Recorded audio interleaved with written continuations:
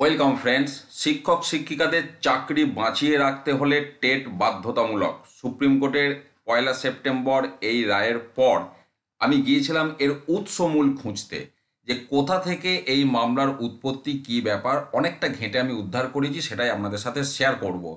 7-8 minute লাগবে একটু বিষয়টা ডিসকাস করতে। আপনাদের যাদের প্রয়োজন এবং ধৈর্য আছে শুনুন। দেখুন, সুপ্রিম কোর্টে মামলাটা যে গেছিল, তার আগে এই মামলাটি হয় বোম্বে হাইকোর্টে। দেখতেই পাচ্ছেন, বোম্বে হাইকোর্ট যে রায় দিয়েছিল তাকে চ্যালেঞ্জ করে মামলাটা সুপ্রিম কোর্টে গেছে। এবার সুপ্রিম কোর্টের বিষয়বস্তু আপনারা অলরেডি জেনে গেছেন। বোম্বে হাইকোর্টের কি বিষয়বস্তু ছিল সেটা আমরা প্রথমে একটু দেখে নেব, তারপর আমরা একটা গভর্নমেন্ট রেজুলেশন নিয়ে আলোচনা করব, যেটা মামলার মূল উৎসস্থল। দেখুন, এই মামলাটি করেছিল বোম্বে হাইকোর্টে আজাদ এডুকেশন সোসাইটি মহারাষ্ট্র রাজ্যের বিরুদ্ধে। এবং এখানে মামলাটির যিনি জাজমেন্ট দিয়েছিলেন দুজন বিচারপতি, যার মধ্যে অন্যতম ছিলেন অনারেবল জাস্টিস B.R. গাভাই, যিনি এখন সুপ্রিম কোর্টের প্রধান বিচারপতি। 2017 সালে এই জাজমেন্ট দেওয়া হয়। এখানে পিটিশনার যারা, মানে আজাদ এডুকেশন সোসাইটি, তারা যেটা মূল চ্যালেঞ্জ করেছিল, challenges the validity of the government resolution dated 23 August 2013। আমি পরে এটা নিয়ে আলোচনা করছি। অর্থাৎ বোম্বে হাইকোর্টে অ্যাকচুয়ালি মহারাষ্ট্র সরকারের একটি রেজুলেশন, যেটা 23 আগস্ট 2013 নেওয়া হয়েছিল, যার মধ্যেই এই বিষয়গুলি ছিল, টেট সংক্রান্ত বিষয়, সেটাকে চ্যালেঞ্জ করে মুম্বাই হাইকোর্টেতে মামলা হয়েছিল। সেখানে গভর্নমেন্ট প্রোভাইড করেছিল টেট বিষয়টা, আমি যাচ্ছি সেই জায়গায়। এবং এখানে পিটিশনারদের যিনি আইনজীবী ছিলেন, তারা কোর্টে যেটা সাবমিশন করেছিলেন, যে গভর্নমেন্টের এই রেজুলেশনটা আর্টিকেল 30-কে ভায়োলেট করছে, এর বিরুদ্ধে যাচ্ছে, যেটা মাইনরিটি ইনস্টিটিউশনের যে স্বাধিকার তাকে ভঙ্গ করছে। তো আমরা যদি একটু আর্টিকেল 30টা দেখে নিই, ইন্ডিয়ান কনস্টিটিউশন, যেটা মঞ্জুর করছে ধর্মীয় এবং ভাষাভিত্তিক মাইনরিটিদের fundamental right to establish and administer their own educational institutions. তো এই যে তাদের স্বাধিকার, স্ব অধিকার, মাইনরিটির যে বিদ্যালয়গুলি তাদের নিজস্ব নিয়ম নীতির, তাকে ভঙ্গ করেছিল গভর্নমেন্টের সেই রেজুলেশন, এমন অভিযোগ নিয়ে তারা বোম্বে হাইকোর্টে মামলা করেছিলেন। এবারে দেখুন, government resolution would also not be applicable to the minority institution, এটা ছিল পিটিশনারদের বক্তব্য। এবার এই সমস্ত বক্তব্য শোনার পর উই হ্যাভ, মানে অনারেবল জাস্টিস দুজন, যেটা এবার তাদের observation, the said government resolution only provides that there shall be teachers eligibility test conducted by the state government। অর্থাৎ শুধু এইটুকু মাত্র বলতে চেয়েছে রাজ্য সরকার, যে টিচারদের জন্য একটা টেট নেওয়া হবে। It further provides that only such of the teachers who pass the set TET would be eligible to be appointed. অর্থাৎ টেট ছাড়া টিচার নিয়োগ করা যাবে না। তারপরে যেটা বলা হচ্ছে, এখানে বেশ কিছু মামলার রেফারেন্স টানা হয়েছিল।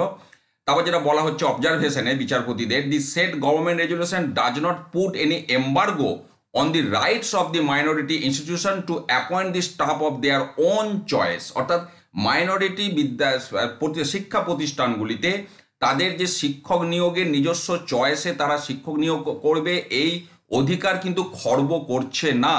But the teachers applying would have to be found eligible in the TET. কিন্তু যে সমস্ত শিক্ষক শিক্ষিকারা আবেদন করবেন তাদেরকে টেট পাস করতে হবে, এইটুকুই শুধু বলা হচ্ছে। এবং এটার দ্বারা তাদের যে স্বাধিকার সেটা খর্ব হচ্ছে না, এমনটাই কিন্তু বোম্বে হাইকোর্টের অবজারভেশন ছিল। যে কারণে ফাইনালি তারা যেটা জানিয়েছিলেন, no fault is found with the government resolution dated 23 August 2013। অর্থাৎ ওনারা গভর্নমেন্টের এই রেজুলেশনে কোনো ভুল খুঁজে পাননি, যে কারণে পিটিশনটা ডিসমিস করে দেওয়া হয়। Honourable justice B.R. গাভাই আর একজন জাস্টিস ছিলেন, ইনি এখন সুপ্রিম কোর্টের প্রধান বিচারপতি। তাহলে এবার আমাদের দেখতে হবে, এই যে মহারাষ্ট্র সরকারের যে রেজুলেশন, যেটা 23 আগস্ট 2013, তাতে কি ছিল। দেখুন, এই যেটা দেখছেন 23 আগস্ট 2013 গভর্নমেন্ট অফ মহারাষ্ট্রের সেই রেজুলেশন, যেটা মারাঠি ভাষায় আপনারা ইন্টারনেটে পাবেন। সেই মারাঠি ভাষা থেকে আমি ইংরাজিতে ট্রান্সলেট করেছি। ট্রান্সলেট করতে গিয়ে কিছু একটু ভাষাগত ভুলভাল থাকতে পারে। তো এখানে কি ছিল সেটা আমরা একটু দেখে নেব। এখানে প্রথমে একটা ভূমিকা দেওয়া হয়েছে। ভূমিকাতে বলা হচ্ছে যে রাজ্যে বিভিন্ন শিক্ষা প্রতিষ্ঠানের পাশাপাশি 1 লক্ষ প্রাথমিক এবং সেকেন্ডারি বিদ্যালয় আছে, যেগুলি আমরা প্রাইভেট ম্যানেজমেন্ট এবং লোকাল বডি দ্বারা চলে। এটা হচ্ছে প্রথম কথা। এবং বলা হচ্ছে কেন্দ্র সরকার 1 থেকে 8 পর্যন্ত শিশুদের fundamental right of children between 6 থেকে 14 বছরে তাদেরকে কম্পালসারি প্রাইমারি এডুকেশন দেওয়ার কথা বলা হয়েছে।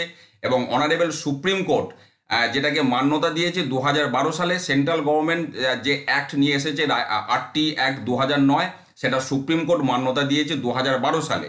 তারপর যেটা বলা হচ্ছে যে সেন্ট্রাল গভর্নমেন্ট এনসিটিকে এডুকেশনাল অথরিটি হিসাবে মান্যতা দিয়েছে টিচার্সদের যে মিনিমাম কোয়ালিফিকেশান সেটা যোগ্যতামান নির্ণয় করার জন্য।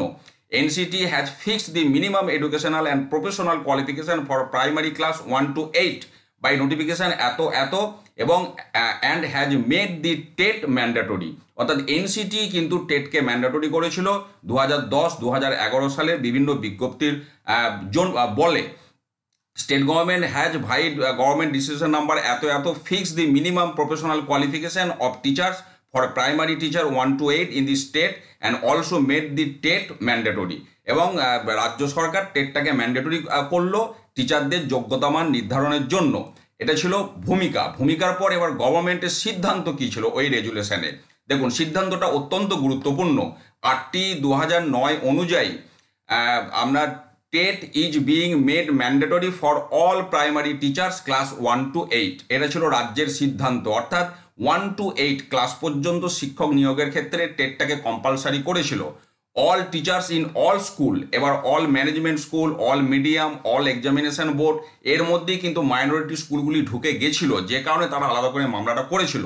Providing primary education that is 1st through 8th class, সেক্ষেত্রে আপনার এই সমস্ত বিদ্যালয়ের ক্ষেত্রে এটি অ্যাপ্লিকেবল হবে। TET will be conducted by the government every year as required at least once. এটা বুঝতে পারলেন।